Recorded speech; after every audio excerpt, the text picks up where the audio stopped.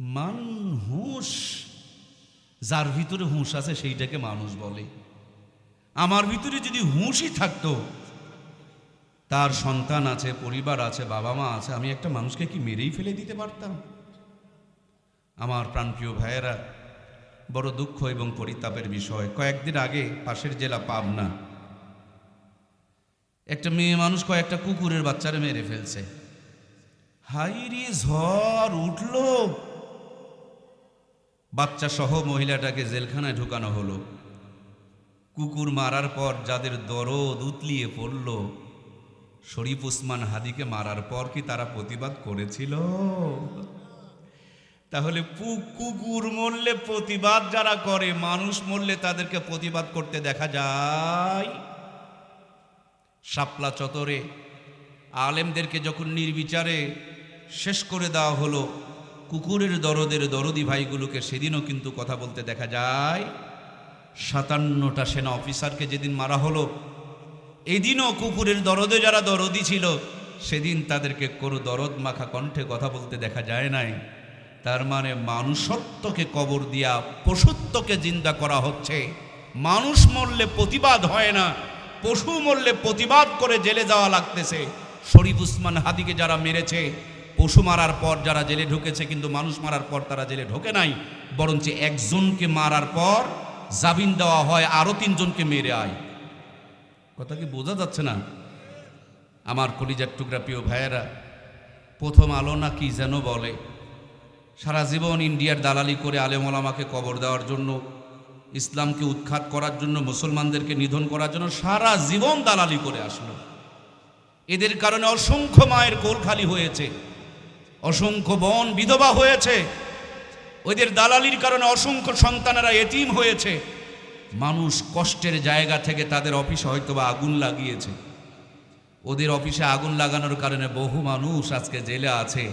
কিন্তু এই 2000-এর মতন 2024 সালে যে সমস্ত ভাইয়েরা শহীদ হলো, 2000-এর মতন এই মানুষকে যারা খুন করেছে, একজন খুনিরও কি বিচার হয়েছে?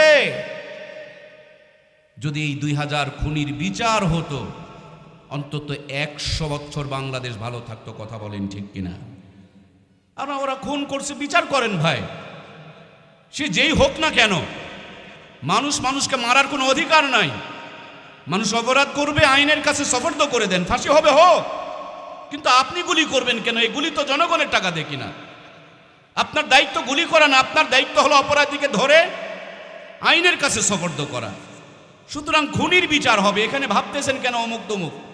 এগুলো ভাবতে গিয়ে যখন অপরাধীরা পার পেয়ে যায়, ওরা 2000 মেরে 2 লক্ষ মারার প্রস্তুতি নেয়। আর ভিতরে ভিতরে মানুষ চিন্তা করে, বাঁচতে হলে মারতে হবে, না মারলে আমারও বাঁচা যাবে না, আমাকেও মরতে হবে। এইভাবেই অপরাধ প্রবণতা বেড়ে যাচ্ছে। কথা বলুন ঠিক কিনা? এমন মুহূর্তে আপনাদের খেদমতে বসা, চিন্তা করছি কি আলোচনা আর করি আর না করি। গ্রামের একটা কথা আছে, সর্বাঙ্গে ব্যথা মলম দিব কোন জায়গায়। সব কিছু মিলিয়ে একটা মানুষের যদি অনেকগুলো রোগ হয়, ডাক্তারের কাছে গেলে ডাক্তার একটা অ্যান্টিবায়োটিক নামের ঔষধ দেয়। অ্যান্টিবায়োটিক, এক ট্যাবলেট সব রোগের কাজ করে। কথা কি বুঝতে পারছেন আপনারা? আমি এই জন্য আপনাদের সামনে পবিত্র কোরআনুল কারীমের ভিতর থেকে অ্যান্টিবায়োটিক মানের একটা আয়াতে কারিমা তেলাওয়াত করেছি। এই আয়াত যদি আমরা দুনিয়াতে আমল করতে পারি, দুনিয়াতে আল্লাহ শান্তি দান করবে, পরকালে জান্নাতের ফায়সালা হয়ে যাবে। সুবহানাল্লাহ। আমার আল্লাহ রব্বুল আলামিন সেই জন্য আজ থেকে 1500 বছর পূর্বে আপনার আমার প্রিয় নবীর কাছে কোরআনুল কারীম নাজিল করে জানিয়ে দিয়েছেন, কুল ইন কুনতুম তুহিব্বুনাল্লাহা ফাত্তাবিউনি ইউহিব্বুকুমুল্লাহ ওয়া ইয়াগফির লাকুম যুনুবাকুম ওয়াল্লাহু গফুরুর রহিম। আল্লাহ বলেন, নবী গো, দুনিয়ার মানুষেরা যদি আমি আল্লাহকে ভালোবাসতে চায়, ফাত্তাবিউনি, আপনার যেন ইত্তেবা করে। আল্লাহ বলেন ইউহিব্বুকুমুল্লাহ, তাহলে আমি আল্লাহ ভালোবাসা দিয়া জিন্দেগির গুনাহগুলোকে মাফ করে দেব। সুবহানাল্লাহ। ওই যে উপরের বাল্বগুলো দেখা যাচ্ছে, এগুলোর থেকে যদি আলো জ্বালাতে চান, নিচে একটা সুইচ আছে, সুইচে চাপ দেন, আলো জ্বলবে অথবা অফ হয়ে যাবে। রব আমার আরশ আজিমে জমিনে সুইচ দিয়েছেন মুহাম্মদুর রাসূলুল্লাহ সাল্লাল্লাহু আলাইহি ওয়াসাল্লামকে নবীজিকে মহাব্বত করলে আল্লাহ ভালোবাসা দিয়ে জিন্দেগির গুনাহ মাফ করে দিবে। সুবহানাল্লাহ। প্রিয় বন্ধুরা আমার, তাহলে আমরা আল্লাহকে ভালোবাসতে কেন চাইব? কারণ এই পৃথিবীতে যত নিয়ামত পেয়েছি, যা পেয়েছি, প্রত্যেকটা নিয়ামত আপনার আমার জন্য দান করেছেন তিনি কে? এখানে বসে আছেন, এক্ষুনি যদি আপনার মুখ এবং নাক বন্ধ করে চেপে ধরা হয়, কয় মিনিট বাঁচবেন বলেন তো দেখি? বাঁচবেন নাকি? নিঃশ্বাস বন্ধ করে দিলে কি বাঁচবেন আপনি? যে অক্সিজেনটা আপনি আমি গ্রহণ করছি, অক্সিজেনটা দান করেছেন কে? হাসপাতালে গিয়া দেখেন নাকের মধ্যে অক্সিজেনের পাইপ লাগায়া দেয়া রাখা লাগছে। একটা ঘন্টায় কম করেও যদি বিল হয়, নর্মাল অক্সিজেনের জন্য 100 টাকা করে বিল হয়। তার মানে আজকের দিনেও 2400 টাকার আপনি আমি অক্সিজেন গ্রহণ করেছি। সুবহানাল্লাহ। কোনোদিন কি বিল দেওয়া লাগছে? বান্দার জন্য যেটা যত বেশি দরকার, আল্লাহ সেটাকে তত বেশি সুসস্তা, তত বেশি ফ্রি করে দিয়েছেন। পানি ছাড়া জীবন বাঁচবে না, আল্লাহ পানিটাও ফ্রি ফ্রি ব্যবস্থা করে দিয়েছেন। খোলা আকাশ সুন্দর করে ঝুলন্ত অবস্থায় রেখে দিয়েছেন, জমিনকে বিছানা স্বরূপ বিছিয়ে দিয়েছেন। পৃথিবীতে যত নিয়ামত পেয়েছি, সমস্ত নিয়ামতগুলো দান করেছেন কে?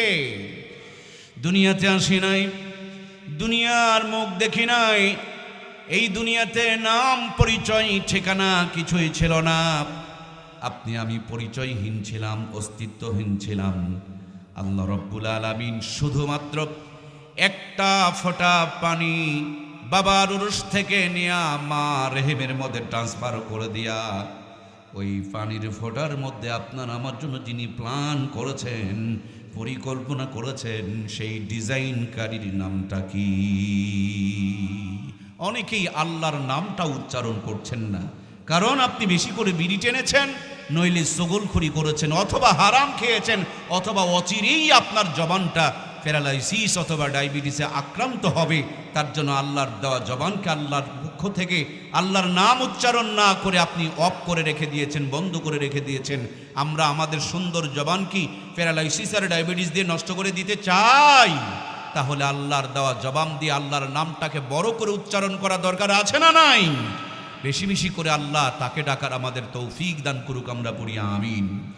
প্রিয় ভাইয়েরা আমার, বাবার উরুস থেকে এই পানির ফোঁটা মা রেহেমের মধ্যে ট্রান্সফার করে নেওয়ার পর ওই পানির ফোঁটাকে আল্লাহ রক্তপিণ্ড বানালেন, রক্তপিণ্ডকে গোস্তপিণ্ড বানালেন।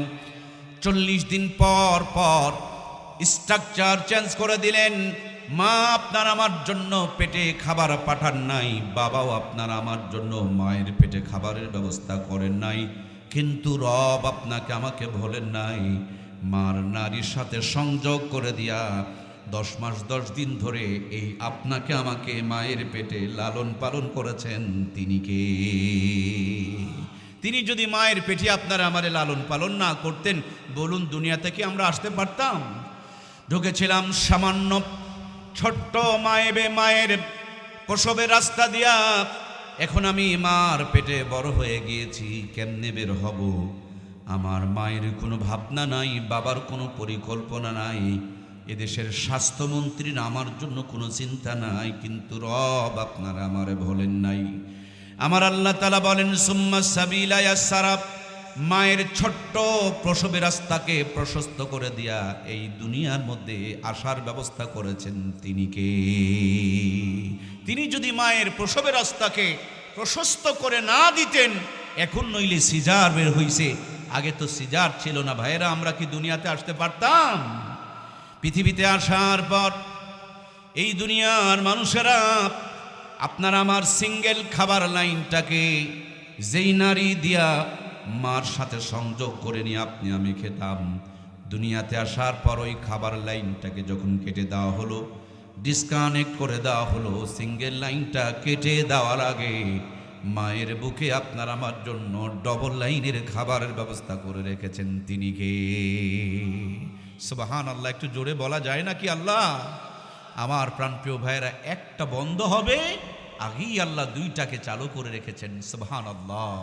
আমি মার কোলে ছিলাম না, মার বুকে দুধ আসতো না, আবার যেদিন কোলে থাকবো না সেদিনও মার বুকে দুধ আসবে না। যখন আমি মায়ের কোলে, মায়ের বুকে দুধের ফোয়ারা আর জোয়ার দান করেন কে? মা দুধ পান করায়, কিন্তু দুধ তৈরি করতে পারে? একবারে যদি বেশি করে আসে ঢোক গিলতে পারবে না, আবার যদি কম করে আসে, কেবলমাত্র বাচ্চা জন্মগ্রহণ করেছে সেই বাচ্চা কি বলতে পারবে? ঠান্ডা খেলে নিউমোনিয়া হয়ে যাবে, গরম খেলে মুখ পুড়ে যাবে। আল্লাহ তাআলা এমন টেম্পারেচার দিলেন, না গরম না ঠান্ডা। আবার মায়ের বুকের দুধের বোঠার মধ্যে অসংখ্য ছিদ্র দিয়ে দিলেন, যাতে করে বেশি করে বের না হয়, আবার যেন বাচ্চা টানতে টানতে যেন কষ্ট না পায়। ভিটামিন দিলেন, ক্যালসিয়াম দিলেন, মিনারেল দিলেন, আয়রন দিলেন, জিঙ্ক দিলেন। একজন মানুষের বেড়ে ওঠার জন্য যতগুলো উপাদান লাগে সবগুলো উপাদান দিয়া মায়ের কোলে আপনাকে আমাকে 2 থেকে 2.5 বছর ধরে লালন পালন করেছেন। তিনি কে? মা দুধ পান করিয়েছেন, কিন্তু লালন পালন করেছেন কে? ওই দুধ খেয়ে আর চাহিদা পূরণ হবে না, শক্ত কিছু চাবানোর দরকার। বিল্ডিং করে কারেন্টের লাইন নেওয়ার জন্য আমরা কিন্তু দরখাস্ত করে অফিসে জমা দেই, ফাইল পড়ে থাকে, ফাইলকে পাস করার জন্য উপরে ফাঁপড়া টাকা গোনা লাগে। দুধ খেতে খেতে দাঁতের দরকার, দাঁত চাওয়ার জন্য, দাঁত নেওয়ার জন্য আল্লাহর কাছে কি দরখাস্ত করা লাগছে? ছোট্ট ছোট্ট 2টি দাঁত, ছোট্ট ছোট্ট দাঁত উঠায়া দিলেন। ওই নরম দাঁতগুলো দিয়া শক্ত হাড্ডি চাবানো যাবে না, এজন্য নরম দাঁতকে ট্রান্সফার করে দিয়া আরো শক্ত দাঁতের ব্যবস্থা করলেন। তিনি কে?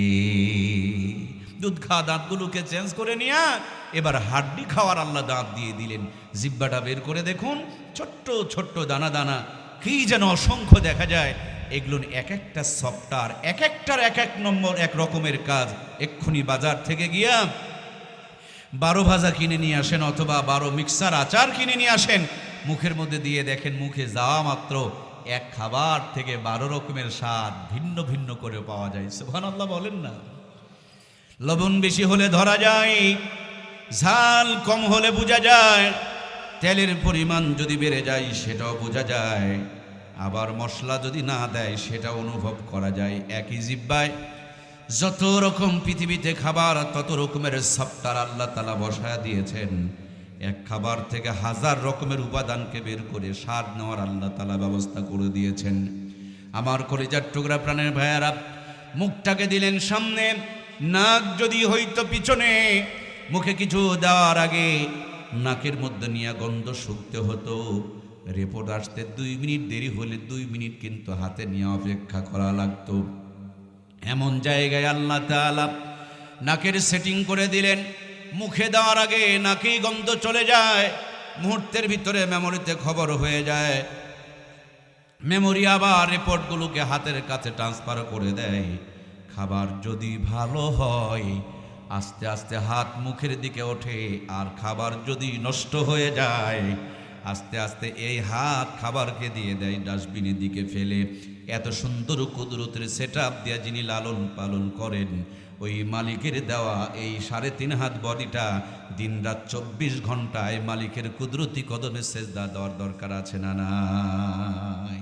একটা মানুষের মেমোরি যদি ঠান্ডা থাকে, ব্রেনটা যদি শার্প থাকে, ভালো থাকে, এই মানুষটা অটো সেজদায় লুটিয়ে পড়বে। তাকে নামাজের জন্য এত কথা বলা দরকার? কারণ আমি যে কারেন্ট ব্যবহার করি, বিল না দিলে লাইন কেটে দিবে, আমার নামে কেস হয়ে যাবে। আমি যেই জামাটা ব্যবহার করি, আমরা যারা জামা গায়ে দিয়ে আছি, কাপড় গায়ে দিয়ে আছি, কাপড় যারা কিনে নিয়েছেন, কাপড় কিনে নেওয়ার পর টাকা দেওয়া হয়েছে না হয় নাই? যারা কাপড়কে বানিয়ে নিয়েছেন, আমার প্রিয় ভাইয়েরা, দর্জি যিনি বানিয়ে দিয়েছেন, ওই দর্জিকে কি আপনি আপনার পোশাকের মজুরি দিছেন না দেন নাই?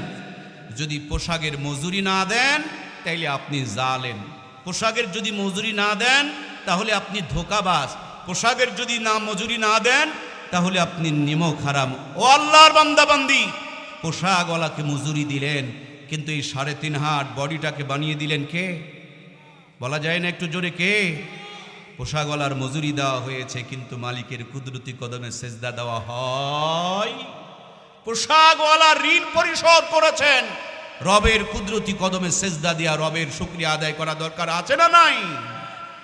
আমার প্রাণপ্রিয় ভাইয়ারা, মুখটা দিলেন সামনে নাকও দিলেন, তার উপরে নাকের মতন চোখ যদি লম্বা হতো, কোথাও গুতা লেগে চোখের কালো পানিগুলো বের হয়ে গেলে আপনি আমি কানা হয়ে যেতাম।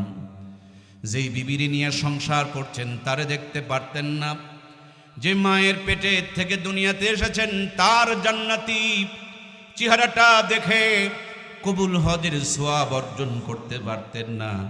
যে সন্তানকে জন্ম দিয়েছেন কোলে নিয়ে আদর করবেন তার ওই সুন্দর চেহারাটা দেখতে পারতেন না। এত বড় দুনিয়ায় কত সুন্দর করে আমার মালিক সাজিয়েছেন, কিচ্ছু দেখতে পারতেন না। নাকের চাইতে চোখ বড় দামি, এই জন্য নাকগুলোকে আল্লাহ চোখগুলোকে ভিতরে দিয়ে দিলেন, সাইড দেয়া শক্ত কভার দিয়া দিলেন, উপর দিকে সুন্দর করে একটা শাটার দিয়া দিলেন। আবার এই চোখ দিয়া পৃথিবীর সব দেখে। আল্লাহর সবচেয়ে বড় নিয়ামত কোরআনুল কারীমটা যারা দেখতে পারে না, পড়তে পারে না, এদের সব দেখার পর যারা কোরআন দেখতে পারে না, এরা এই জগতের ভিতরে দিন কানা। কথা বলুন ঠিক কিনা? এর সবচেয়ে বড় কানা, সব দেখে কিন্তু দামি নিয়ামতটা দেখতে পারে। এই জন্য প্রিয় ভাইয়েরা, সামনে কোরআন নাজিলের মাস রমজান আসতেছে, আমরা একটু করে হলেও কোরআন শেখার চেষ্টা করব জোরে বলুন না ইনশাআল্লাহ। ইনশাআল্লাহ বলতে চায় না, যদি আল্লাহ কবুল করে নেয়, আল্লাহ আমাদেরকে কবুল করুক, বলুন আমিন। দিল মরে গেছে রে ভাই, দিল মরে গেছে, মরে একেবারে ধোঁয়া উঠতেছে, কয়লা হয়ে গিয়েছে। বাংলাদেশে 90% মুসলমানের দেশ, 55 বছর চলে গেল, একটা বারও কোরআনুল কারীম ক্ষমতায় গেল না। কয় নম্বরের মুসলমান চিন্তা করে দেখেন।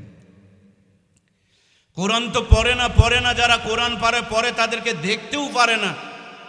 জোরে গেলে কয় দাওয়াত পাইছে, ধীরে হাঁটলে কয় বেশি খাইছে। আবার গানে টানও মারে, মনে বড় জালারে পাঞ্জাবিওয়ালা, মানে মুসারু তাসারু মদারু গাজারু দেখে মনে জ্বালাপোড়া হয় না, দাড়ি টুপিওয়ালা দেখলে মনে জ্বালাপোড়া হয়। এরকম মুসলমান আমার দেশে আছে না নাই? সম্মানিত প্রাণপ্রিয় ভাইয়েরা আমার, আপনার আমার পাশের জেলা পাবনা, ঘোরার জন্য হলেও তো মাঝে মাঝে যাওয়ার দরকার। গিয়া দেখবেন একটা পাগল গারদ আছে, যেখানে পাগলদের চিকিৎসা করা হয়। মনে করেছেন আপনি বিশাল কিছু, সেখানে গিয়া আধা ঘন্টা দাঁড়িয়ে থাকুন, আর নিজেকে নিয়ে চিন্তা করুন, আপনার চাইতে দেখতে সুন্দর, আপনার চাইতে সুন্দরী বইয়ের স্বামী, আপনার চাইতে বড় দোকান ব্যবসা ছিল, আপনার চাইতে সুন্দর চাকরি ছিল, আপনার চাইতে অনেক টাকাওয়ালা ছিল, আপনার চাইতে অনেক শিক্ষা, অনেক বুদ্ধি, অনেক যুক্তি তার মাথায় ছিল। হঠাৎ করে মাথার কোনো একটা তার ছিঁড়ে গিয়েছে, মাথার কোনো একটা সংযোগ ডিসকানেক্ট হয়ে গিয়েছে। লোকটি এখন পাগল, আপন পর চিনে না, মাকে মা বলে ডাকে না, বিবিকে আদর করতে জানে না, সন্তানকে চুমু খেতে হবে সেটাও পর্যন্ত বোঝে না, নিজের ব্যবসা চালাইতে হবে সেটাও বোঝে না, চাকরিতে গিয়ে দায়িত্ব পালন করতে হবে সেটাও বোঝে না, নিজের শরীরে কাপড় পরতে হবে এটাও পর্যন্ত অনুভব করতে পারে না। এই ঠান্ডার দিনে নিজের শরীরে পোশাক করে দিয়া, পায়খানা করে দিয়া, মেখে নিয়া, পলিথিন কুড়ায়া, প্যাকেট কুড়ায়া রাস্তার মোড়ে মোড়ে দাঁড়িয়ে থাকে আমার নন্দীগ্রাম বগুড়ার ভাইরা। সব দেওয়ার পর আল্লাহ যদি আপনার আমার মাথার ওই তারটাকে ডিসকানেক্ট করে দিতেন, সংযোগটাকে বিচ্ছিন্ন করে দিতেন, ওই তারটাকে যদি বিচ্ছিন্ন করে দিতেন, এই নন্দীগ্রামের কোনো রাস্তার কিনারে আপনিও আমিও পাগলের মতন দাঁড়ায় থাকতাম। যে মালিক পাগল এখনো পর্যন্ত বানায় নাই, ওই মালিকের দেওয়া মাথাটা মালিকের কুদরতি কদমে সেজদা লাগানোর দরকার আছে না নাই? এখানে কয়জন পাগল আছেন একটু হাত তোলেন তো। পাগল পাগল বোঝেন নাই আপনারা? কয়জন পাগল আছেন? একজনও নাই। আল্লাহ আমাদেরকে পাগল যেন না বানায়, বলে না আমিন। ভালো আছেন কয়জন? সবাই ভালো আছে। আল্লাহ আমাদেরকে মরার আগ পর্যন্ত ভালো রাখুন, আমরা পড়ি আমিন। যারা পাগল নয়, আগামী ফজর থেকে তাদের 5 ওয়াক্ত নামাজ পড়ার দরকার আছে না নাই? কারণ পাগল বানান নাই কে?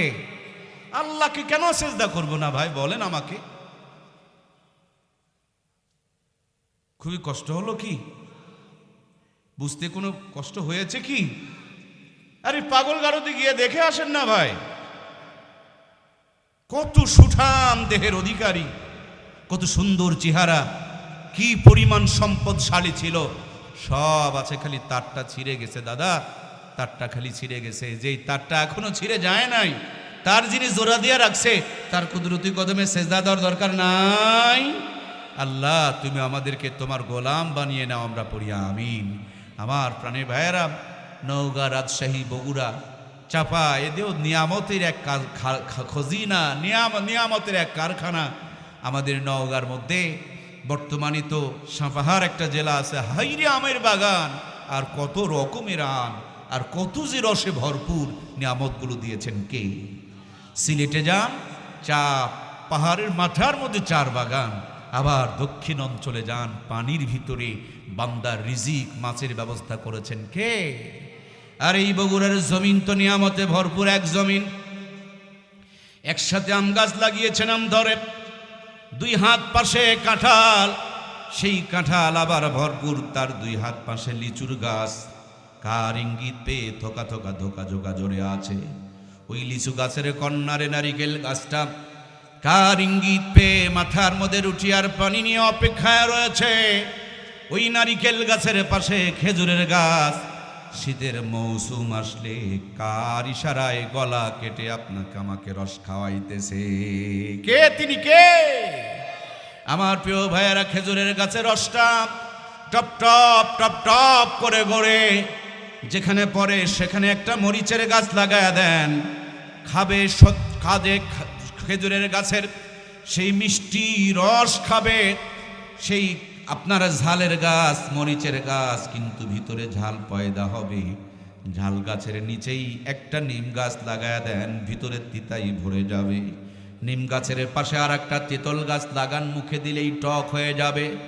নিচে মাটির ভিতরে আলু লাগায়া দেন, কি সুন্দর স্বাদ হবে। একই জমিনে লক্ষ লক্ষ আইটেম দিয়ে যিনি লালন পালন করেন। ভালো যদি বাসতেই হয়, সবার আগে সবচাইতে বেশি ওই মালিককে ভালোবাসার দরকার আছে না নাই? একটা মানুষের যদি মেমোরি ভালো থাকে, অটো সে আল্লাহর প্রেমে পড়ে যাবে। আল্লাহ তার প্রেমে আমাদেরকে কবুল করুক, বলুন আমিন। আল্লাহ তাআলা বলেছেন, কুল ইন কুনতুম তুহিব্বুনাল্লাহ ফাত্তাবিউনি ইউহিব্বুকুমুল্লাহ ওয়া ইয়াগফির লাকুম যুনুবাকুম ওয়াল্লাহু গফুরুর রহিম। আল্লাহ বলেন, নবী গো, দুনিয়ার মানুষেরা আমার নিয়ামত রাজি দেখে আমার প্রেমে হাবুডুবু খাবে। তারা আমি আল্লাহকে যখন ভালোবাসতে চাইবে, ফাত্তাবিউনি, আপনি তাদেরকে বলে দেন তারা যেন আপনার ইত্তেবা করে, তাহলে আমি আদিয়া জিন্দেগির গুনাহগুলোকে মাফ করে দিব। সুবহানাল্লাহ। আল্লাহর ভালোবাসার দরকার আছে না নাই? তাহলে নবীজিকে ইত্তেবা করে না করে, নবীজিকে সুইচে চাপ দিলে যেমন আলো জ্বলে, নবীজিকে ইত্তেবা করলে আল্লাহ ভালোবাসা দিয়ে জিন্দেগির গুনাহ মাফ করে দেয়। সুবহানাল্লাহ। তাহলে বোঝা গেল প্রিয় ভাইয়েরা, আমার নবীজিকে মহব্বত করতে হবে, অনুসরণ অনুকরণ করতে হবে, তাআত করতে হবে। আল্লাহর হাবিব আজ থেকে ১৫০০ বছর পূর্বে আপনার আমার জন্য বলে গিয়েছেন, মান আহাব্বা সুন্নতি ফাকাদ আহাব্বানি ওয়া মান আহাব্বানি কানা মাই ফিল জান্নাহ। যেই ব্যক্তি আমার সুন্নতকে মহব্বত করলো, নবীজি বলেন সে যেন আমাকেই মহব্বত করলো, আর যে আমাকে মহব্বত করলো কানা মাই ফিল জান্নাহ, কিয়ামতের দিন আমি নবীর সঙ্গে জান্নাতে প্রবেশ করবে। সুবহানাল্লাহ। হয়নি? এত দুর্বল সুবহানাল্লাহ হবে না, জোরে বলেন সুবহানাল্লাহ। আমাদের দেশের প্রধান উপদেষ্টা যদি বলে আমার সঙ্গে তুমি বঙ্গভবনে প্রবেশ করবা, কলিজা ফুলে যায়। কম কথা? প্রধান উপদেষ্টা আমারে সাথে করে নিয়ে বঙ্গভবনে যেতে চেয়েছেন, আল্লাহর নবী বলেছেন আমি সাথে করে নিয়ে জান্নাতে যাব। সুবহানাল্লাহ বলেন। কাকে? যে নবীর সুন্নতকে অনুসরণ করবে। নবী বলেন সে যেন আমাকে মহব্বত করলো, আর যে আমাকে মহব্বত করলো আমার সঙ্গে জান্নাতে যাবে। সুবহানাল্লাহ। আমরা যখন আসছিলাম, কর্তৃপক্ষ যারা দাওয়াত দিয়েছেন রাস্তায় দাঁড়িয়ে রিসিভ করলেন, স্টেজ পর্যন্ত উঠায়া দিয়ে গেলেন। আপনারা আপনাদের মেহমানের ইজ্জত করেছেন, আল্লাহ দুনিয়া আখিরাতে আপনাদের ইজ্জতকে 1000 গুণ বাড়িয়ে দেখ, আমরা পড়ি আমিন। প্রিয় ভাইয়েরা আমার, আপনারা কি জানেন আপনাকে রিসিভ করে জান্নাতে নেওয়ার জন্য একজন মহামানব অপেক্ষায় রয়েছেন। 1 দিন 2 দিন, 1 মাস 2 মাস, 1 বছর 2 বছর, 100 200 500 1000 বছর নয়, 1500 বছর ধরে মদিনা রওজাতে অপেক্ষায় রয়েছেন। উম্মত সুন্নতগুলোকে জিন্দা করো, আমি নবীর সাথে করে নিয়ে জান্নাত উদ্বোধন করব। সুবহানাল্লাহ। নবীজির সঙ্গে কি আমরা জান্নাতে যেতে চাই? কারা কারা চাই দুটি হাত তুলে আবারও আল্লাহকে দেখা, লিল্লাহে তাকবীর। আয় আল্লাহ, আমাদের হাতগুলোকে তুমি কবুল করো, তোমার নবীর সঙ্গে জান্নাতে যাব, আমাদের খাঁটি নবীর উম্মত হওয়ার তৌফিক দিয়ে দাও, জোরে বলুন আমিন। প্রিয় ভাইয়ের আমার, তাহলে একটা কথা আপনাদেরকে দিয়ে যাব আজকে। কয়টা প্রাণের ভাইরা, কয়টা? কথাগুলো একটু দয়া করে আমার সঙ্গে কথা বলবেন এবং মনে রাখবেন, একটা জিনিস দিতে এসেছি, মাত্র একটা কথা বলবো। কয়টা? একটা। জিয়াউর রহমানের আদর্শ যিনি মেনে চলে, ওই লোকগুলোকে বিএমপি বলে। আর বঙ্গবন্ধু বলছিলেন, এখন বন্ধু তো কখন বন্ধু হয় কখন শত্রু হয় তা তো বোঝা যায় না। যাই হোক, শেখ মুজিবুর রহমান নাম বললে তো আর কোনো সমস্যা নাই। ওনার আদর্শ যারা মেনে চলে তাদেরকে সম্ভবত আওয়ামী লীগ বলে। আর এরশাদ চাচার আদর্শ যারা মেনে চলে এদেরকে তো জামাত ইসলাম বলে। ভাই একটু আমি ভুল করছি ইচ্ছা করে, আপনারা ধরা দেন না। কি বলে? কি বলে? জাতীয় পার্টি বলে। আমি জানি। তাহলে যে যার আদর্শ মেনে চলে সেই লোকগুলোকে তার দলের লোক বলে। উম্মত মানে দল, উম্মত মানে দল। আমরা দুনিয়াতে দল বলছি, এটা আরবিতে উম্মত। তাহলে জিয়াউর রহমানের আদর্শ মেনে চললে জাতীয় পার্টি বলে, বিএনপি বলে। আপনার শেখ মুজিবুর রহমানের আদর্শ মেনে চললে আওয়ামী লীগ বলে। আর চাচার আদর্শ মেনে চললে জাতীয় পার্টি বলে। নবীর আদর্শ যিনি মেনে চলে তাকে নবীর উম্মত বলে। তাকে নবীর বলেন, বলেন তাকে নবীর, সবাইকে বলতে হবে তাকে নবীর। আমরা কার নবী, কার উম্মত? মুহাম্মদুর রাসূলুল্লাহ সাল্লাল্লাহু আলাইহি ওয়াসাল্লামের উম্মত। নবীর মতে মত তাকে বলে নবীর উম্মত। যে কথাটা বাড়িতে নিয়ে যাবেন, যে কথাটা কবরে নিয়ে যাবেন, যে কথাটা আপনাকে জান্নাতে নিয়ে যাবে, যে কথা দেওয়ার জন্য আমি আপনাদের কাছে এসেছি, আর আপনাদের জন্য আজকে যে কথাটা দিয়ে যেতে চাই সেটি হলো নবীর মতে মত। তাকেই বলে নবীর, বলুন না পরেরটুকু, তাকেই বলে নবীর। আমি 90% বলবো, শুধু 10% একটু ঢোকা দিয়ে সহযোগিতা করতে হবে। পারা যাবে না প্রিয় ভাইয়েরা? তাহলে নবীর মতে মত তাকে বলে নবীর। নবীর উম্মত কথা বলেন, সাহাবায়ে কেরামেরা জীবন দিয়েছেন, রক্ত দিয়েছেন। আপনি মুখের একটু জবান খুলে উত্তর দিবেন না, এটা নবীর উম্মতের পরিচয় হতে পারে? নবীর মতে মত তাকে বলে নবীর উম্মত। আমরা মুহাম্মদুর রাসূলুল্লাহ সাল্লাল্লাহু আলাইহি ওয়াসাল্লামের উম্মত। আগে তো গেল আওয়ামী লীগের দিন, মেরে ধরে চিটারি বাটপাড়ি করে হঠাৎ যখন সময় চেঞ্জ হয়ে গিয়েছে, লোকটা বলছে আমি বিএমপি হয়ে গেছি। বিএমপির ভাইয়েরা কি তাকে নেবে? 3 চর দিয়ে বলবে, যা বেটা, তুই আমার 17টা মামলা লাগাইছিলি। বিএমপি নেবে না। আবার একটু বোঝেন, এক লোক আওয়ামী লীগ দাবি করে কিন্তু ধানের শীষের পতাকা নিয়ে ঘোরাফেরা করে। আর একটা লোক বিএমপি দাবি করে কিন্তু নৌকার পতাকা নিয়ে ঘোরে। বলেন তো এই লোকগুলো ভালো না ধোঁকাবাজ? দাবি করে একটা, নিয়ে ঘোরে। বলেন না রে ভাই, বলেন না, নিয়ে ঘোরে। ভাই আমি রাজনীতি করতে আসি নাই, তবু রাজনীতি তো করতে হবে। রাজনীতি মানে রাজার নীতি। রাজার রাজার সবচেয়ে রাজা, বড় রাজা কে? আমি এসেছি ওয়াজ শোনাতে, আপনারা এসেছেন ওয়াজ শুনতে। আল্লাহ দুনিয়া পাঠ বানিয়েছেন তার নীতিনিতা, তার নেতৃত্ব প্রতিষ্ঠিত করার জন্য। নবীজি এসেছিলেন রাখাল হয়ে, ফিরে গিয়েছেন রাষ্ট্রপতির দায়িত্ব পালন করে। এই ইসলামী ইমারত, ইসলামী হুকুমত প্রতিষ্ঠিত হোক, এইটুকু স্বপ্ন যার কলিজায় নাই, সে যত বড় তাহাজ্জুদ গুজার হোক, তার মরণ হবে মুনাফিক হালতে, কোনো সন্দেহ নাই।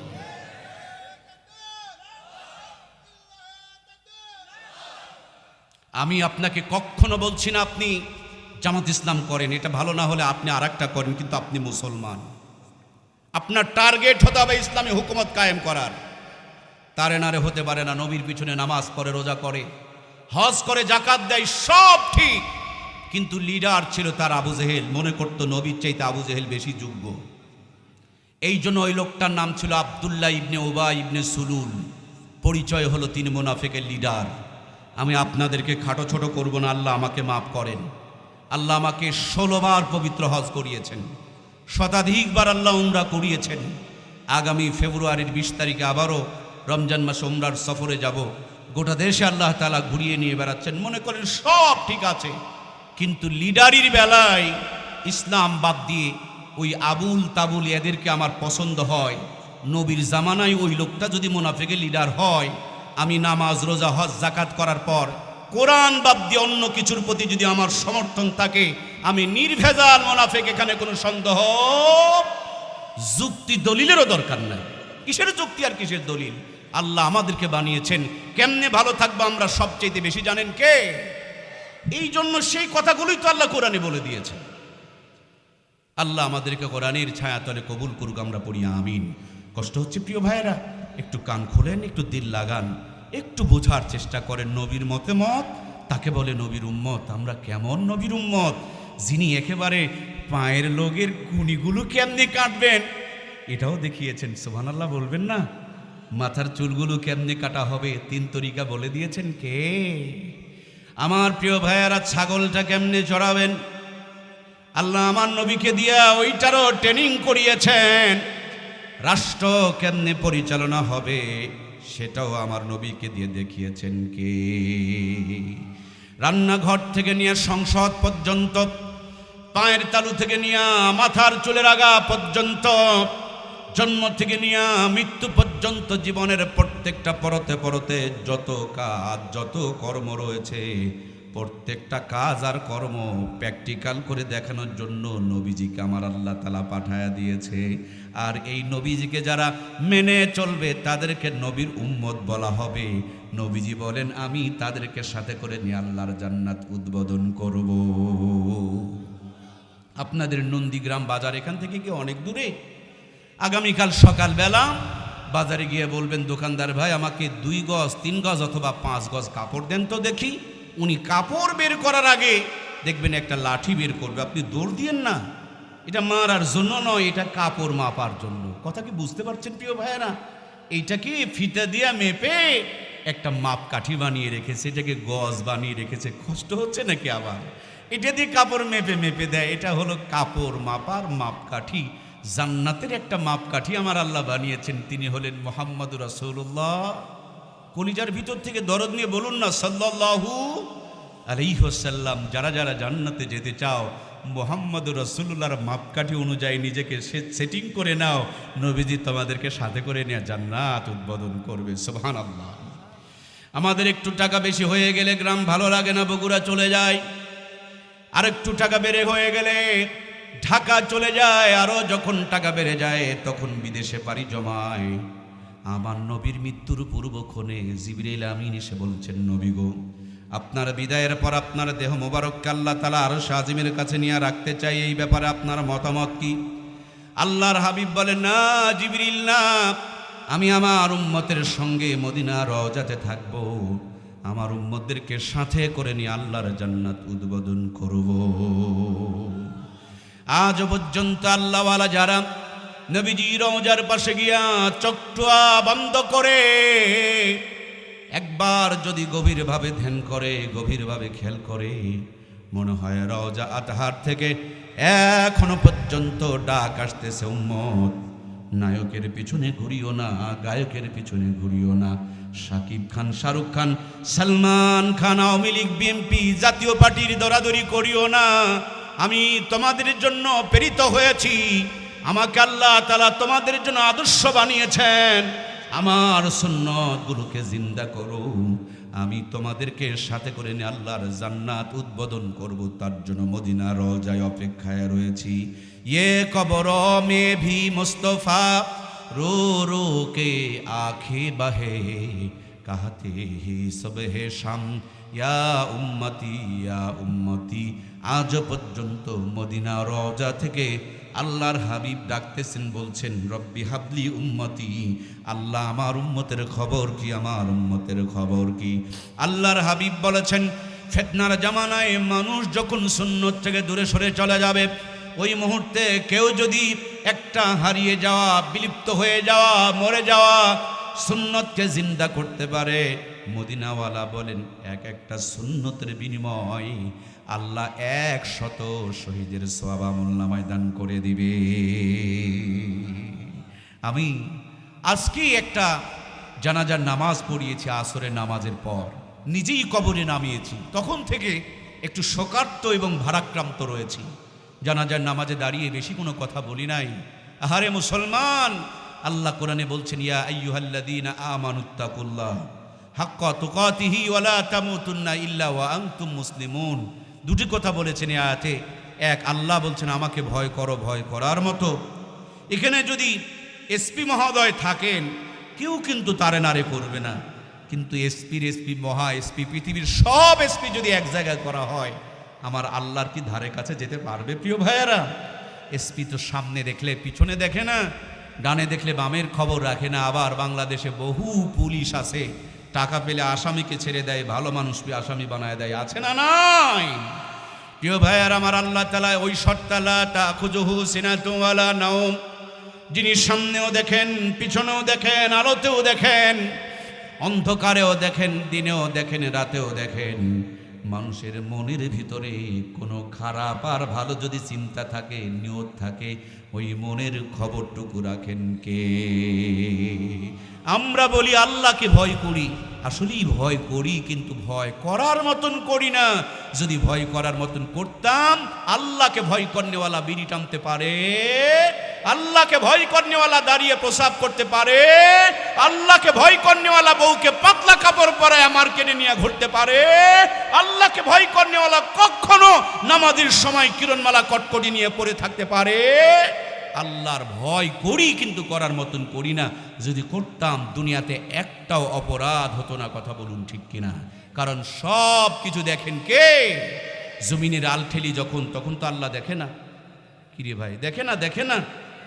আমি যখন আমার বউটারে পাতলা কাপড় পরায় মার্কেটে ঘুরে ঘুরে মানুষকে জেনার জন্য দাওয়াত দিয়ে বেড়াচ্ছি, তখন মনে হয় আমার খবর আমার আল্লাহ রাখে না? অবশ্যই রাখে। তার মানে ভয় করি, কিন্তু ভয় করার মতন করি না। সেখানে বলছিলাম 2 নম্বরে আল্লাহ বলছিলেন ততক্ষণ পর্যন্ত মৃত্যুবরণ করিও না যতক্ষণ পর্যন্ত পূর্ণাঙ্গ মুসলমান হইতে না পেরেছ। যেই বেচারি লাশ হয়ে পড়ে আছে, নাকে তুলা, কানে তুলা, কাফনের 3টা কাপড় পরায়া, চকলেট মুড়ি দিয়া, আবার মুখটাকে কাবার দিকে ঘুরায়া রাখছে। আমি বললাম দেখেন তো এই লোকটার সুন্নতের বাহিরে কি কিছু আছে? বলেন না, সব সুন্নত তরিকায় আছে। সামনে যারা দাঁড়ানো দেখেন, কেউ নাস্তিকের মতন, কেউ বেঈমানের মতন, কেউ উল্লুকের মতন, কেউ ভাল্লুকের মতন। মরা মানুষটারে সুন্নত দিয়ে সাজাইছে, আর জিন্দাগুলো উল্লুক ভাল্লুক হয়ে আছে। নবীর উম্মত নবীর সুন্নত তরিকায় থাকবে। আল্লাহ বলছেন মরার আগে পরিপূর্ণ মুসলমান হও। আর আমার দেশের মুসলমান বানায় মরার পরে পরিপূর্ণ। মরার পরে যেন একটাও সুন্নত বাদ না পড়ে, কিন্তু মরার আগে সুন্নতের ধারই ধারে না, এরকম মুসলমান আছে না নাই? এই জন্য প্রাণপ্রিয় ভাইয়ারা আমার, ইসলাম এমন একটা জীবন ব্যবস্থা, সব কিছু আল্লাহ তাআলা সুন্দর করে আপনার আমার জন্য দিয়ে দিয়েছেন। এমন একজন নবী আল্লাহ তাআলা আপনার আমার জন্য দান করেছেন, জন্ম থেকে নিয়ে মৃত্যু পর্যন্ত প্রত্যেকটা কাজ তিনি প্র্যাকটিক্যাল করে আপনাকে আমাকে দেখিয়ে দিয়েছেন। আমরা যারা বাবা মা রয়েছি, সন্তান শুধু জন্ম দিলেই হবে না। গরুর পেট থেকে জন্ম নিলে গরু হয়, ছাগলের পেট থেকে জন্ম নিলেই ছাগল হয়। এক্সট্রা করে তাকে ছাগল বানানোরও কিছু করতে হয় না। কিন্তু মানুষের পেট থেকে জন্ম নিলে সব মানুষ হয় না। এখন মানুষের পেট থেকে জন্ম নিয়ে অমানুষ অনেক বেশি হয়। কথা বলুন ঠিক কিনা? মানুষের পেট থেকে জন্ম নেওয়া অমানুষ আছে না নাই? যারা যারা কথা বললেন না, কি মানুষের পেট থেকে জন্ম নিয়ে অমানুষ কি হয় না?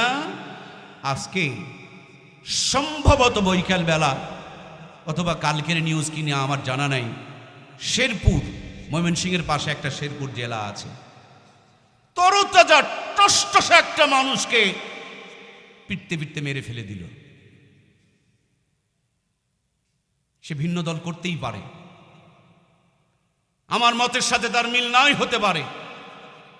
তাজা মানুষকে যারা মেরে ফেলে দেয়, এদেরকে দেখতে মানুষের মতন দেখা গেলেও এদেরকে মানুষ বলা যায়? যারা যারা কথা বলছেন না, খুব সাবধান। জবান কিন্তু প্যারালাইসিস হয়ে যাবে। সেদিন আমাকে বলে লাভ হবে না, বড় হুজুরকে দিয়ে পানি পড়া খেয়ে লাভ হবে না। কারণ এই জবান শুধু বিড়ি টানার জন্য নয়, হক কথা বলার জন্য। কথা বলুন ঠিক কিনা? খারাপ মানুষগুলো দেশ শেষ করে নাই, দেশ শেষ করেছে আমরা সাধুরা, ভালো মানুষেরা। সাদাকে যদি সাদা বলতাম, কালোকে যদি কালো বলতাম, কেউ অন্যায় করেছে সাথে সাথে যদি তার টুটি চিপে ধরতাম, বাংলাদেশ অন্যায় বন্ধ হয়ে যেত। অন্যায়কারীদেরকে কিছু বলা হয় না, এই জন্য ছাড় পেয়ে পেয়ে তারা অন্যায় করতেছে, এর জন্য আমরাও দায়ী। কথা বলেন ঠিক কিনা? আমার কলিজার টুকরা প্রিয় ভাইয়েরা, ওসমান হাদি, শহীদ ওসমান হাদি, দেশপ্রেমী একটা মানুষকে ওপেনলি গুলি করে যারা মেরে দিল, যিনি মরলেন তিনিও মানুষের মতন, যিনি মারলেন তিনিও মানুষের মতন। কিন্তু বিবেক দিয়ে চিন্তা করে দেখেন যিনি মরলেন তাকেই মানুষ বলা যায়, যিনি মারলেন তাকে মানুষের মতন দেখা গেলেও মানুষ বলা যায়। আমাদের পাশের জেলা গাইবান্ধা, 70 বছরের একজন বৃদ্ধা মানুষকে মাঠের মধ্যে নিয়ে ধর্ষণ করা হলো। ওরাও কিন্তু মানুষের মতন ছিল, তাদেরকে মানুষ বলা যায়।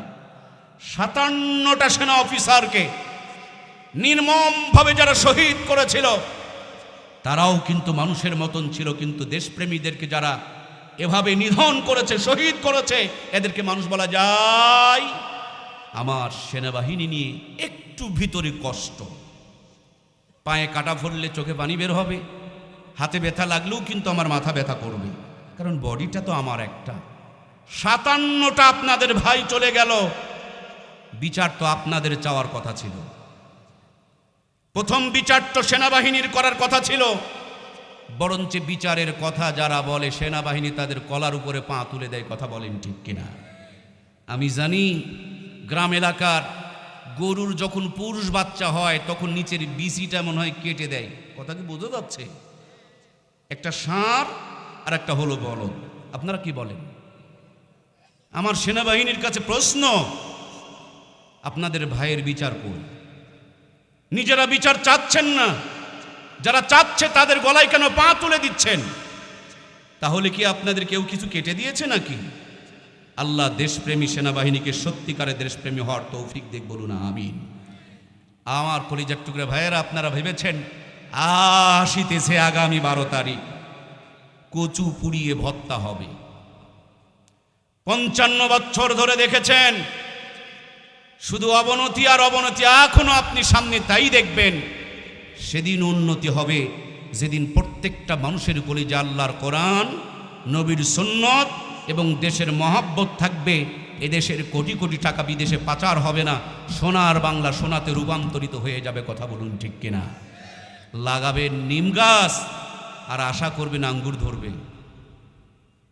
বুঝতে খুবই কষ্ট হলো। নিম গাছে তো আঙ্গুর ধরে, নিম আর আঙ্গুর দেখতে একই মতন, কিন্তু নিম আর আঙ্গুর কি আসলে এক জিনিস?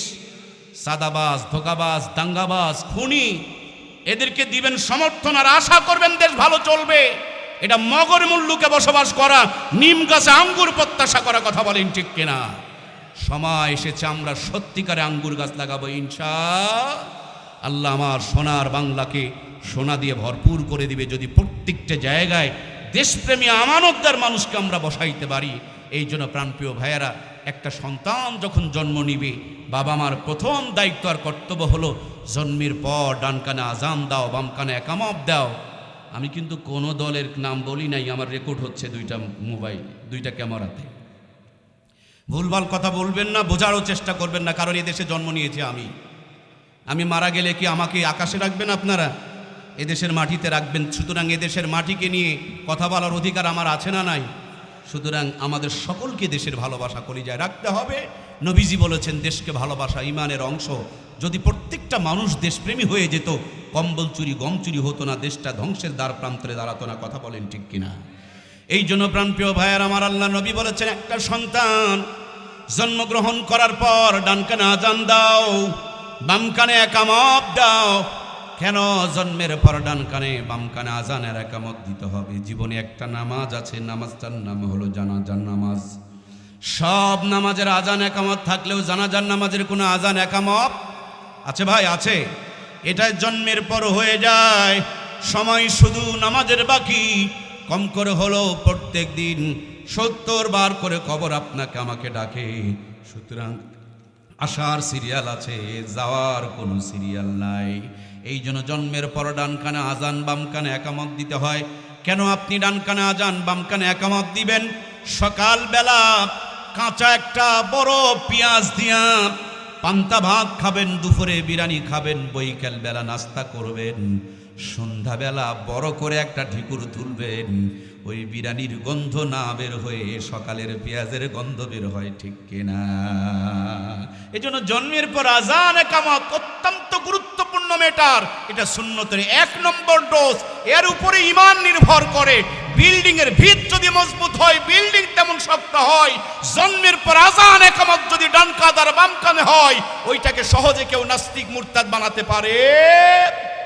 এখন আমাদের বেশিরভাগ বাচ্চাগুলোকে হাসপাতালে নিয়ে সিজার করে বের করা হয়।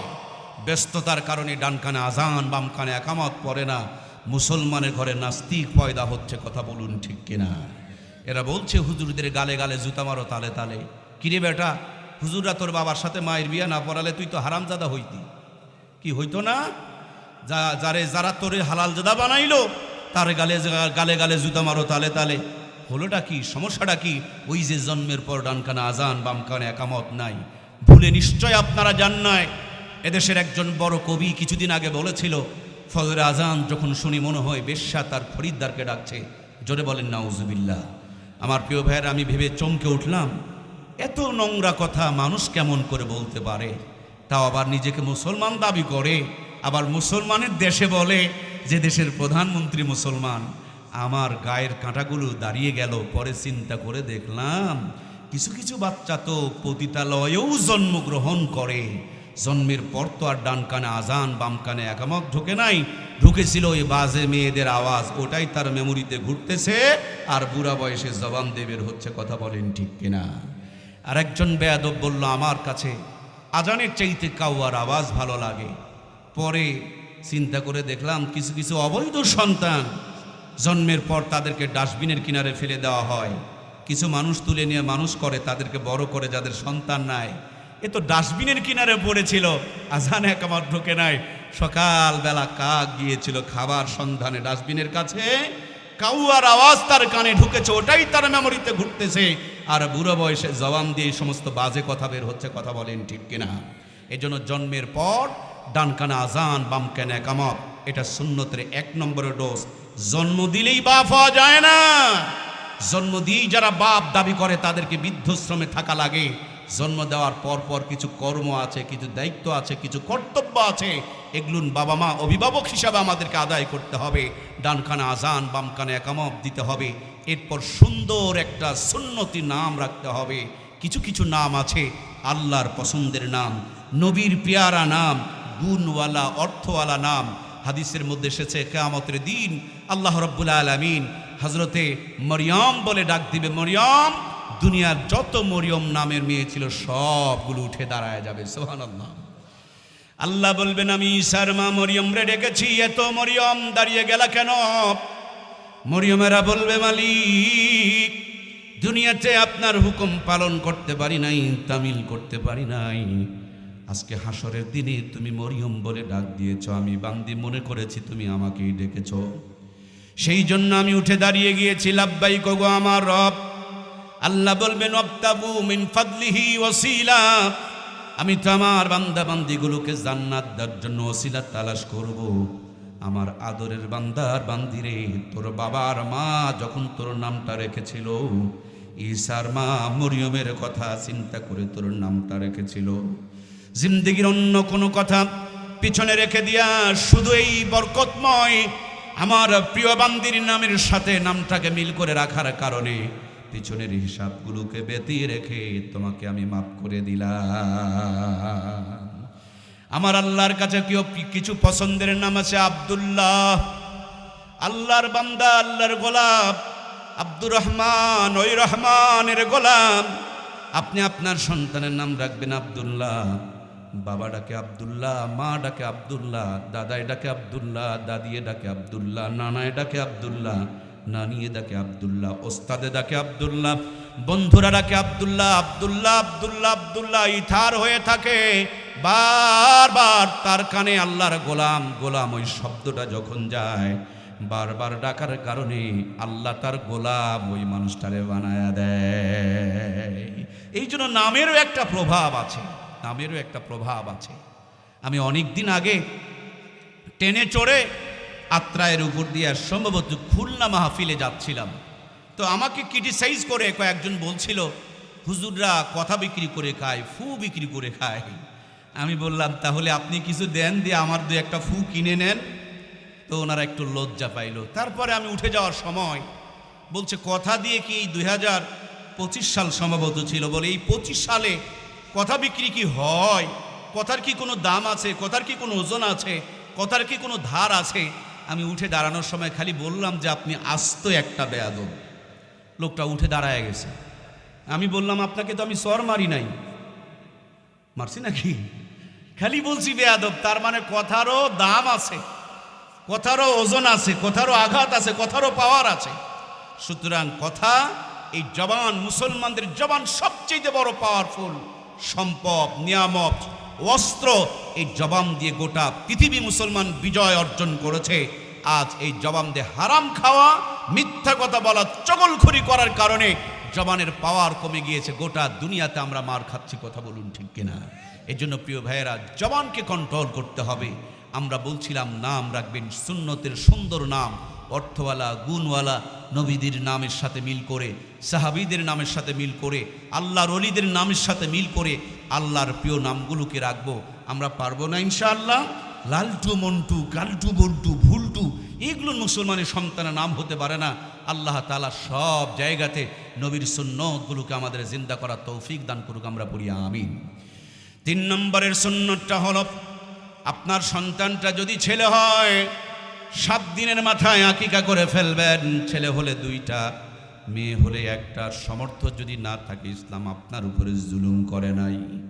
আর যদি সমর্থ একটু ভালো হয়, মাথার চুলগুলোকে কেটে সেই পরিমাণ স্বর্ণ অথবা রূপ, অবস্থা যদি মাঝামাঝি হয়, চুল সমপরিমাণ, রূপার সমপরিমাণ, মুদ্রার সমপরিমাণ টাকা আপনি হাদিয়া দিয়ে দেন, সাদকা করে দেন।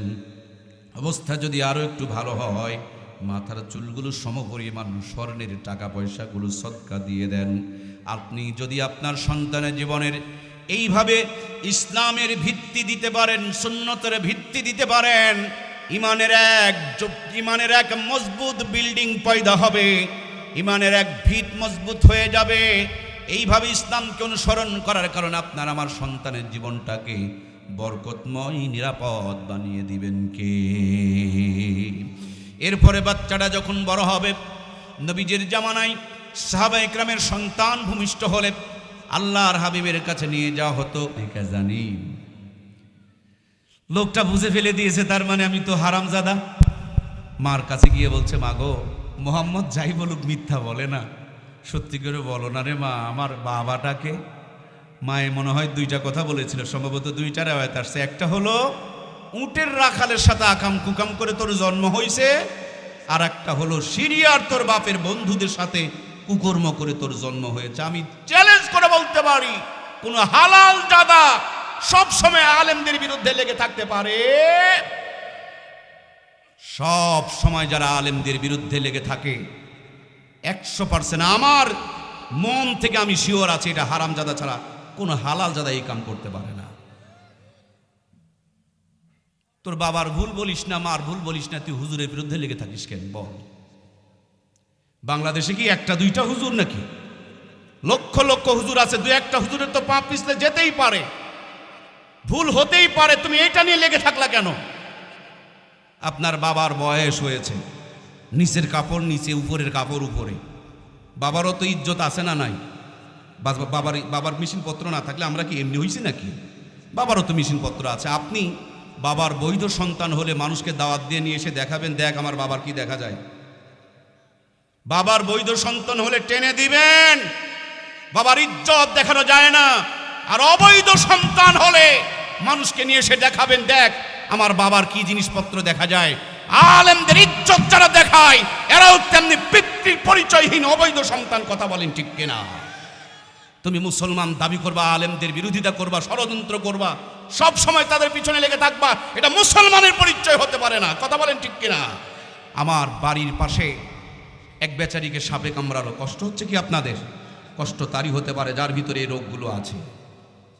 যদি কারো কষ্ট হয়, যাওয়ার সময় 1000 টাকা করে আমাকে দিয়ে যাবেন।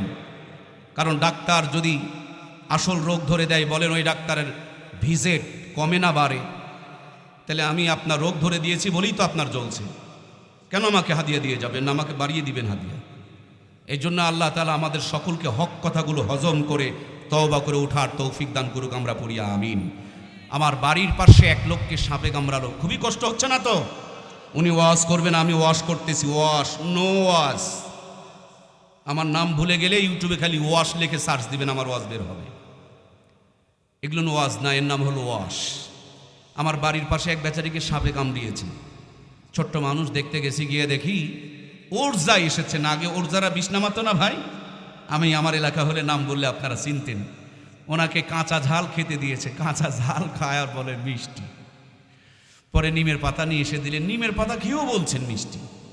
পরিষ্কার আমার সামনে লাল টকটকে 3টা ঝাল, শুকনা ঝাল খেতে দিয়েছে। 3টা ঝাল খেয়ে বলছে মিষ্টি। ওর যা বেচারি বলছেন যে একে সাপে কামড়িয়েছে, সাপটা জাতি সাপ, বিষও লাগছে, এই জন্য তার রুচিটা চেঞ্জ হয়ে গিয়েছে। যেটা তিতা লাগে মিঠা, যেটা ঝাল সেটাও লাগে নাকি মিষ্টি। আমার জাতিকে আজকে নাস্তিক, বেঈমান, মুরতাদদের, ইহুদি খ্রিস্টান মার্কা বিষ লেগেছে। যে আলেমদেরকে সম্মান করা দরকার, ইজ্জত করা দরকার, আজকে তাদের গায়ে হাত পর্যন্ত এই জাতি তোলে। কথা বলেন ঠিক কিনা? এদেরকে বিষ লেগেছে, ইহুদি খ্রিস্টানদের বিষ লাগছে। লাগবে না কেন? আজ থেকে 50 বছর আগে আমরা ডিজিটাল স্মার্ট আপডেট ছিলাম না, কিন্তু আমাদের ঘর থেকে কোরআনের তেলাওয়াত বের হতো। আর এখন আমাদের ঘর থেকে তেলাওয়াত নাই, জায়নামাজ বিদায় করে সোফা সেট আমদানি করেছে। তসবির পরিবর্তে তসবি বাদ দেয়া, রিমোট টিপতে টিপতে রিমোটের বাটন পর্যন্ত খোয়াই দিয়েছে। হিন্দুরা মন্দির থেকে উলু উলু ধ্বনি দেয়, আর মুসলমানের ঘর থেকে তেলাওয়াতের পরিবর্তে মন্দিরের আওয়াজ বের হয়। কথা বলেন ঠিক কিনা?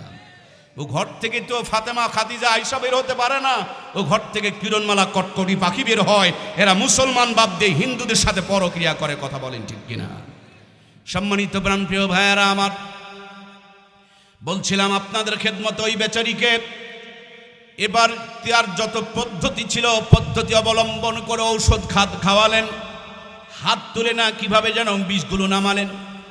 এরপরে আবার যখন কাঁচা ঝাল খেতে দেওয়া হলো, মুখে নিতেই পারছেন না, থু থু করে ফেলে দেয় আর বলে ঝাল লাগতেছে, তিতা লাগতেছে। 2 মিনিট আগে একই লোক বলছিলেন আমাকে তিতাগুলো মিষ্টি লাগে। 2 মিনিট পরে বিষ নামানোর পর ওই লোকটা বলে তিতা তিতায় লাগে। আমার কলিজার টুকরা দরদের ভাইয়েরা, হক্কানি আলেমের হাতে হাত দেয়া বায়েত হয়ে যান। ভালো একজন আল্লাহওয়ালার সাথে নিজের সম্পর্ক কায়েম করে ফেলে দেন। আলেম ওলামার সহবতে চলে যান, সমর্থ থাকলে হজে চলে যান, ইস্তেমায় চলে যান।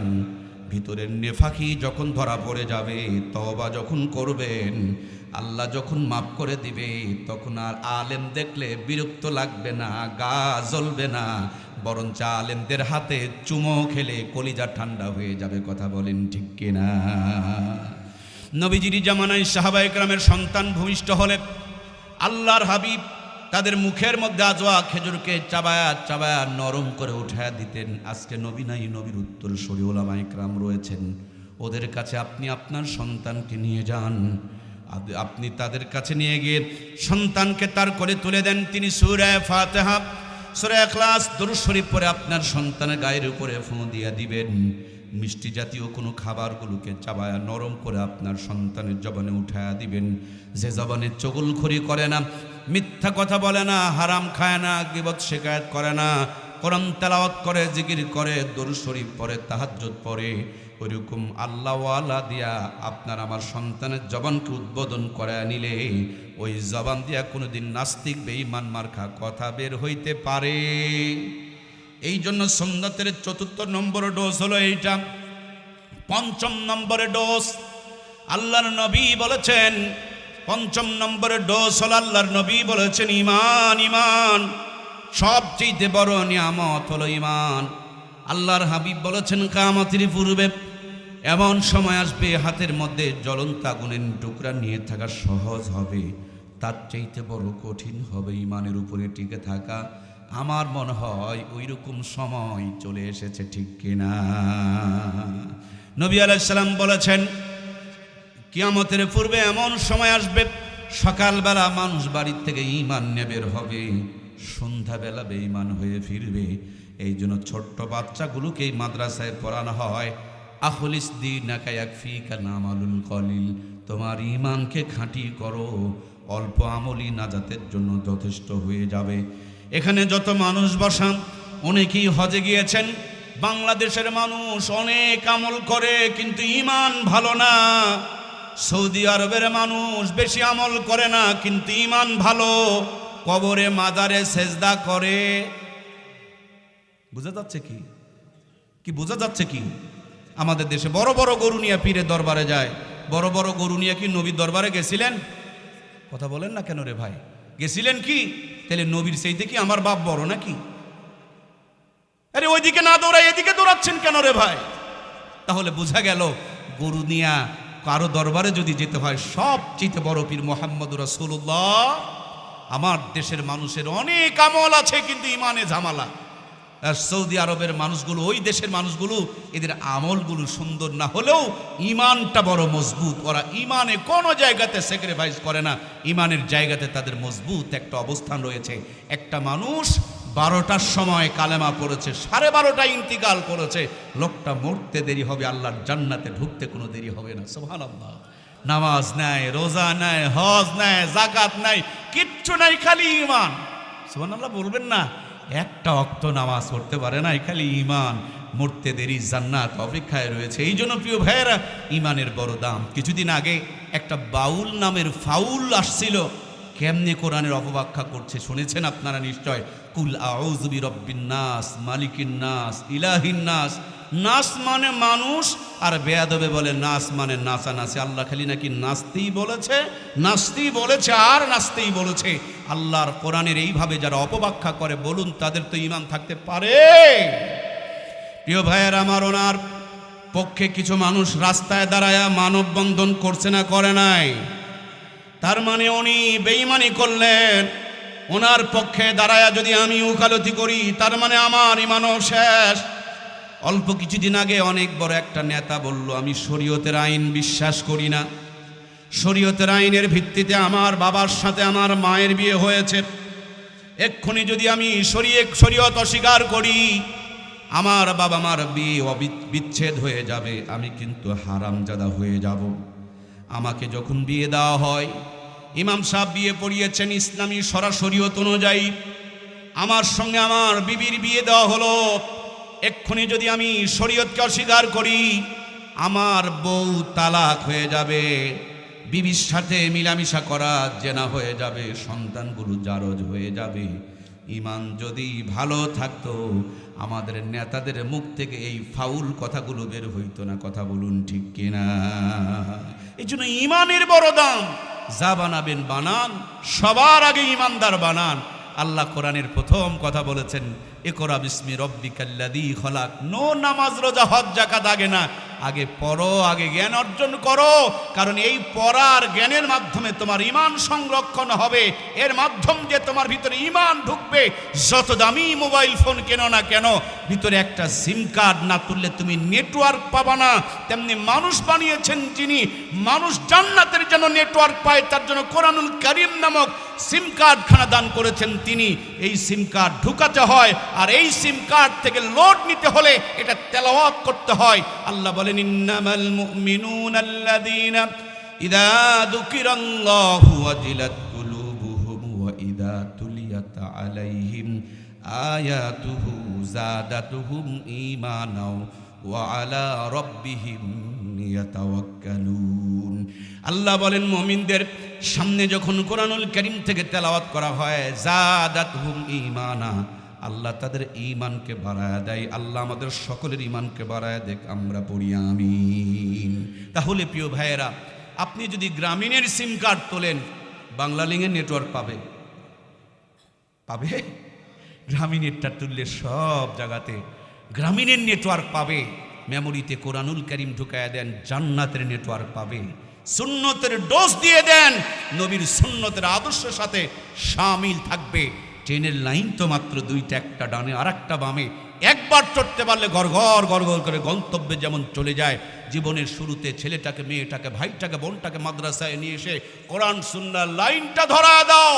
ডাক্তারি, মাস্টারি, ইঞ্জিনিয়ারি, এমপিগিরি, মন্ত্রীগিরি, রাষ্ট্রপতিগিরি করবে, ঈমান হারাবে না, কোরআনের উপর অবিচল থাকবে, সুন্নতের উপর অটুট থাকবে, 5 ওয়াক্ত নামাজ পড়বে, হালাল খাবে, সত্য কথা বলবে, এই পথ ধরে ধরে আল্লাহর জান্নাতের মেহমান হয়ে যাবে। জোরে বলেন সুবহানাল্লাহ। এই জন্য প্রিয় ভাইয়েরা, জন্মের পর ডান কানে আজান, বাম কানে একামত, সুন্নতের সুন্দর একটা নাম, এরপরে আকিকা, তারপরে মাথার চুলগুলো কেটে সমপরিমাণ সদকা, তারপরে আপনি কোনো একজন আল্লাহওয়ালার থেকে জবানকে উদ্বোধন করায় নেওয়া, এরপরে বাচ্চা যখন বড় হচ্ছে সব ঠিক আছে, ডাক্তার, মাস্টার, এমপি, মন্ত্রী, রাষ্ট্রপতি সব বানাও, কিন্তু আগে ইমানদার বানাও, ইমানদার বানাও, ইমানদার বানাও, ইমানদার বানিয়ে ডাক্তার বানাও, ইমানদার বানিয়ে মাস্টার বানাও, ইমানদার বানিয়ে ইঞ্জিনিয়ার বানাও। ভাই, বিল্ডিং বানাবা আগে ইট বানাও, রাস্তা বানাবা আগে ইট বানাও, ব্রিজ বানাবা আগে ইট বানাও, ইট বানিয়ে তো ওগুলোন বানাও, ইট না বানালে ওগুলোন মরণ ফাঁদ হয়ে যাবে। ভাই, রাস্তায় দিবা মাটি হয়ে যাবে ধুলা, পানিতে দিবেন মাটি হয়ে যাবে কাদা। এই মাটিকে খাঁটি বানার একটা তরিকা আছে, মাটিকে পানির সাথে মিক্সার করে একটা খামিরা বানাও, এরপর ইটের একটা ফার্মায় ঢুকাও, তারপর রোদের মধ্যে কয়েকটা দিন শুকায়া লিমিটেড টেম্পারেচার মেনটেন করে তাপ দাও, মাটি আর মাটি থাকবে না, মাটি খাঁটি হয়ে যাবে। চুলার মধ্যে সারা জীবন আগুন জ্বলে, চুলার মাটি পানিতে ফেলে দিলে গলে যায়। ইটের ভাটায় সারা জীবন আগুন জ্বলে না, মাত্র কয়েকটা দিন আগুন জ্বলে। ইটের ভাটার থেকে বের করে সাগরেও ফেলে দিলে কোনো প্রবলেম হয়? আমার কলিজার টুকরা প্রাণের ভাইয়েরা, যা বানাবেন বানান, সবার আগে আপনি আপনার সন্তানগুলোকে ইমানদার বানান। ইমানদার বানিয়ে আমেরিকায় পাঠান, জাপানে পাঠান, জার্মানে পাঠান, লন্ডনে পাঠান, সেখানে বসে বসে ইমানের কাম করবে। নাস্তিক বেঈমানগুলোকে দাওয়াত দিয়া মুসলমান বানায়া ফেলবে। সুবহানাল্লাহ হয়নি? জোরে বলেন সুবহানাল্লাহ। আরে ইমানের কত যে দাম বুঝতেছেন না রে ভাই। একটা বড় মাছ যদি লাভ দেয়, মানুষ ওখানে ঝাঁপ দেয়, কিন্তু ইমান, এই ইমানের কারণেই জান্নাত আর জাহান্নামের ফয়সালা। একটুও যদি ভিতর ইমান থাকে, আল্লাহ একদিন না একদিন জান্নাত দান করবে। ওগো মালিক, সব হারা করিও, কিন্তু ইমান হারা করিও না।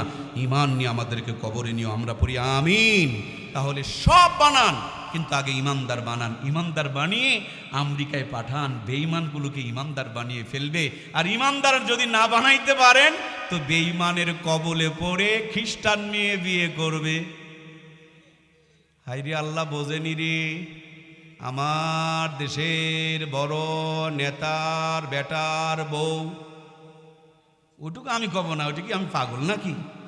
ওটুকু আপনারা বলবেন। ভিতরে যদি ইমান থাকতো, বিয়ে করছে না, কোনো প্রবলেম নেই, ইমানদার বানিয়ে বিয়ে করো ভাই, ইমানদার বানিয়ে বিয়ে করো। এই জন্য ইমানের বড় দাম। আপনি ইমানদার বানান, এরপর ডাক্তার বানান, মাস্টার বানান, ইঞ্জিনিয়ার বানান, এমপি বানান, মন্ত্রী বানান। কম্বল চুরি করবে না, গমের বস্তায় শীত কাটবে না, কথা বলেন ঠিক কিনা?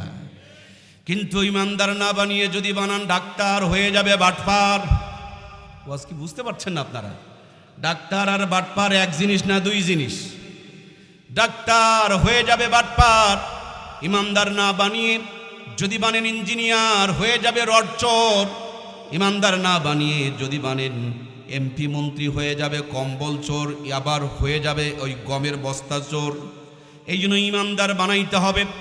বিশ্বাস যদি না হয়, আগামীকাল আপনার আমার বগুড়া শহরের সদর হাসপাতালে গিয়া দেখবেন, বড় বড় ডাক্তার বসে আছে, চোখে দেখে না, কলমে লেখে না, কানে শোনে না, ডানে আর বামে কিছু লোকজন বসে আছে। ছোট্ট ছোট্ট করে একটা স্লিপ ধরায়া দিবে, বলে দিবে বৈকাল বেলা অমুক ক্লিনিকে আসিও।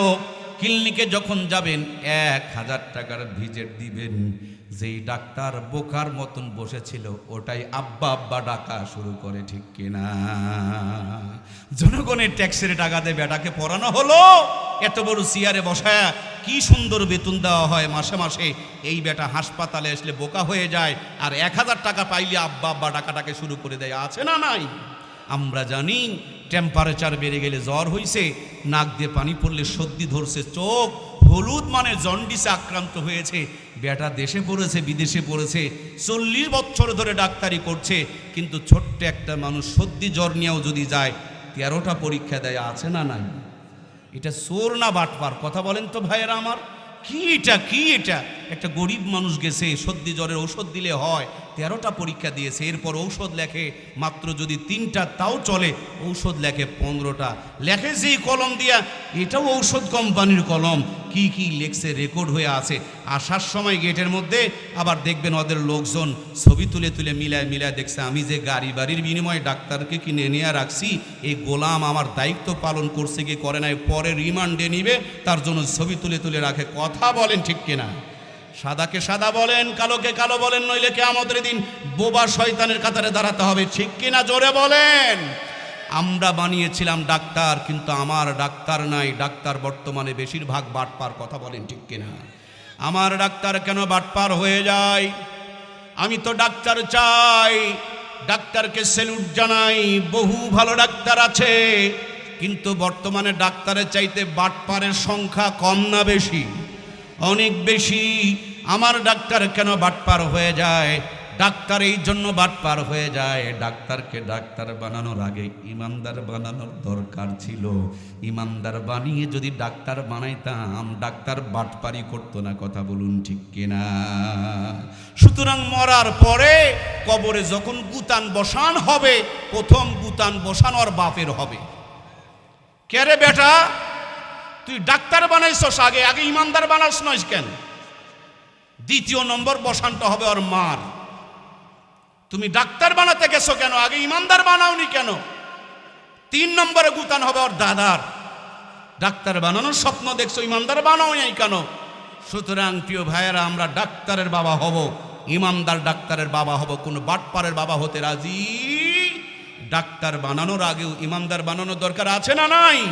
আমার দেশের বহু ইঞ্জিনিয়ার আছে, রড বিক্রি করে দেয়, রডের জায়গায় বাঁশ ঢোকায়, বাঁশ ঢোকানোওয়ালা ইঞ্জিনিয়ার নাই তো? প্রাণপ্রিয় ভাইয়েরা, আমার দেশে বহুত স্যার আছেন, মাস্টার, বড় বড় স্কুলে বাচ্চাদেরকে পড়ায়, স্কুলে পড়ে বাচ্চারা পাস করতে পারে না, বাড়ির পাশে ছোট্ট করে ক্রসিং সেন্টার, প্রাইভেট সেন্টার করে রেখেছেন, বাড়ির পাশে বহুত সুন্দর করে প্রাইভেট সেন্টার রেখে দিয়েছেন। ছোট্ট ছোট্ট বাচ্চাগুলো যদি এদেরকে আমার ভাইরা স্কুলে ভালো করে পড়াইতো, তাহলে কোচিংয়ের কোনো দরকার পড়তো না। ওরা স্কুলে তারে নারে পড়ায়, আর প্রাইভেট বাণিজ্যের জন্য মুরগি ঘোরাতে আধা ঘন্টা ভালো করে টিপস দিয়ে দেয়, এখানে পড়লেই পাস করে, বড় বিল্ডিংয়ে পড়ে পাস করে না, কিন্তু ওখান থেকে বেতন তুলে তুলে খায়। এরকম স্যার আছে না নাই? সঠিকভাবে দায়িত্ব পালন না করে যেই স্যারেরা কোচিং বাণিজ্য করে টাকা কামাই করে, জাতির সঠিকভাবে দায়িত্ব পালন করে না, মাসে মাসে বেতন তুলে খায়, সত্যি করে বুকে হাত দিয়ে বলেন তো দেখি, ওই স্যারদের বেতনগুলো কি 100% হালাল হতে পারে?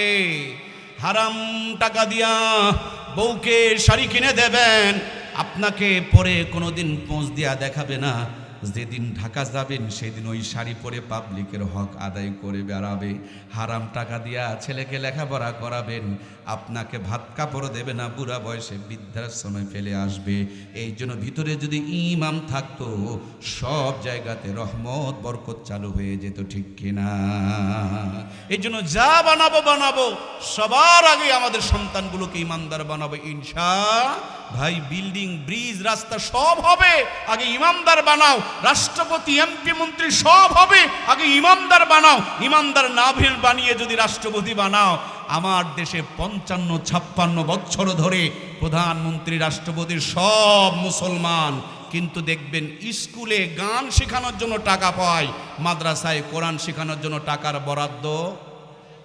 যারা যারা কথা বললেন না, তাদের কিন্তু মহা বিপদের আলামত। ওই চারুকলা আছে, সারে গামা, আমার ট্যাক্সের টাকা দিয়ে সারে গামার টাকা পায়, কিন্তু কোরআন শেখানোর টাকা। মাদ্রাসা আর স্কুলে পার্থক্যটা কি? আমি ছোট্ট করে বলছি, ওরাও যা পড়ায় এরাও তা পড়ায়, কোনো বইয়ে পার্থক্য নাই। পার্থক্য খালি একটা জায়গায়, মাদ্রাসাওয়ালারা কোরআন পড়ায়, এই অপরাধে তার বিল্ডিংও নাই, বেতনও নাই। কথা বললেন না কেন? যারা যারা কথা বললেন না, আল্লাহর কাছে আসামি করে রাখবো, কথা বলতে হবে, ঠিক কিনা? মাদ্রাসা আর স্কুলের মধ্যে একটাই পার্থক্য, এই মাদ্রাসাওয়ালাদের একমাত্র অপরাধ তারা কোরআন পড়ায়, তার জন্য তাদের সব জায়গাতে চাকরিও দেওয়া হয় না। কথা বলেন ঠিক কিনা? অথচ দেশের রাষ্ট্রপতি, প্রধানমন্ত্রী বারবার মুসলমান হয়, ধর্মের দোহাই দিয়ে ক্ষমতায় যায়, আসরের নামাজ 3 বার 4 বার করে পড়ে বেড়ায়, আর আমাদেরকে বলে ধর্ম ব্যবসায়ী। আমরা ব্যবসা করি না, এ টু জেড আমরা এক মতন। তোমরা ক্ষমতায় গেলে ইসলামের 12টা বাজাও, আর ভোটের আগে এক আসরের নামাজ 3 বার পড়ে বেড়াও। কথা বলেন ঠিক কিনা?